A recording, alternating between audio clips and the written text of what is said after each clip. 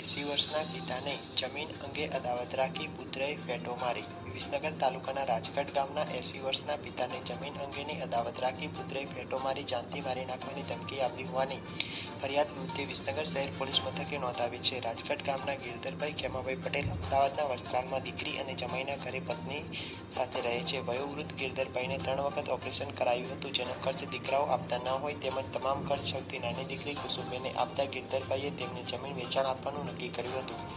જેમાં ગિરધરભાઈ તેમની દીકરી કુસુમબેન અને ભાણેજિયા સાથે અમદાવાદથી રાજગઢ આવ્યા હતા, ત્યારે તેમણે બંધ કરેલા ઘરમાં તેમનો દીકરો મહેશભાઈ પટેલ પરિવાર સાથે રહેતો હોવાથી તેઓ પરત અમદાવાદ જવા નીકળ્યા હતા.